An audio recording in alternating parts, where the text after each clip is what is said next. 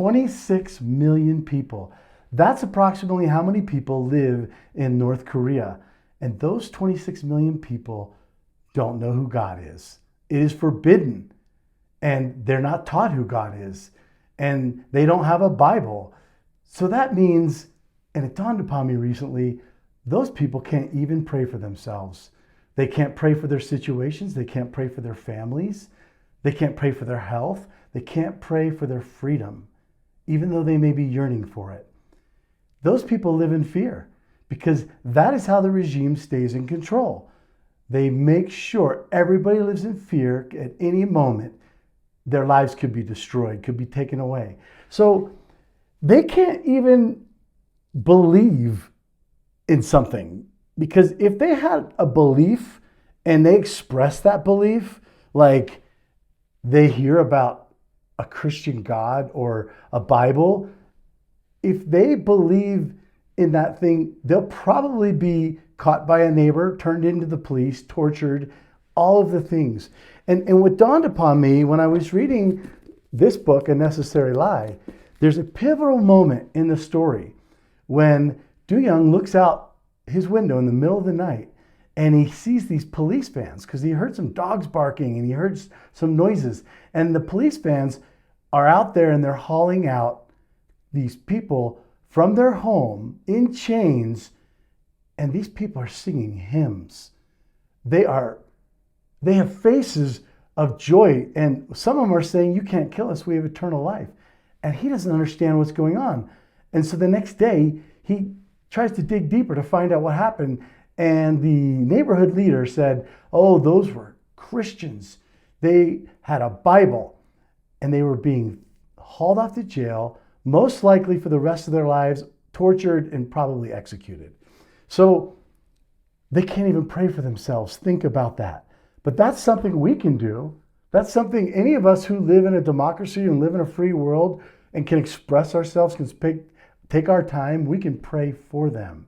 So I would just ask you, are you willing to pray for someone you don't know who's in a desperate situation? You know, I was reading my children's Bible stories the other day, and there's a great story in here. We all know it. It's about the Good Samaritan.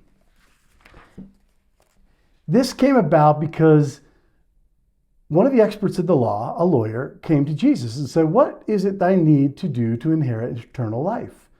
And Jesus explains to him, "Well, what does it say in the scriptures?" And basically he repeats, "Well, it says to love the Lord your God with all your heart, with all your mind, with all your might, and all your strength."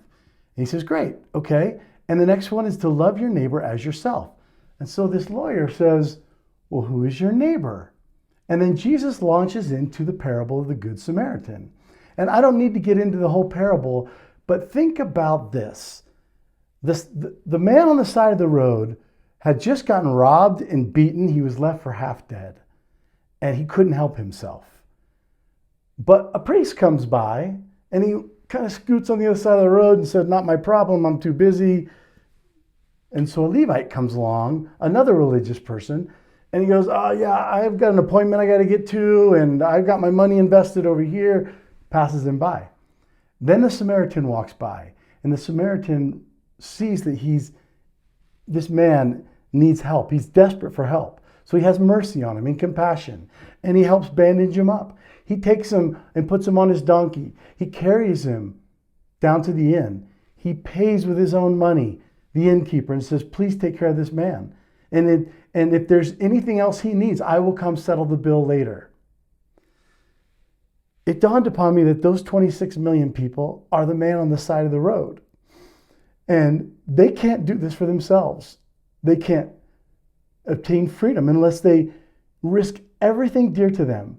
And if you want to know more about this, if you're not so sure, not only read this book, but read all of these books.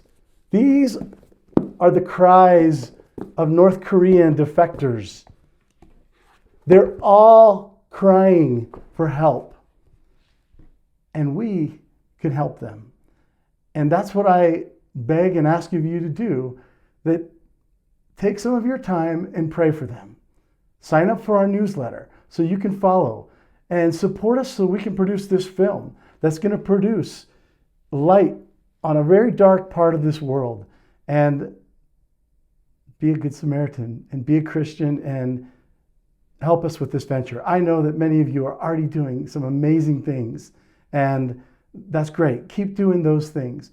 But if you feel it in your heart to help with this cause, I ask you to at least pray for the 26 million North Koreans so they can also enjoy freedom like we enjoy. And I am so grateful for all those who are willing to help and do this thing.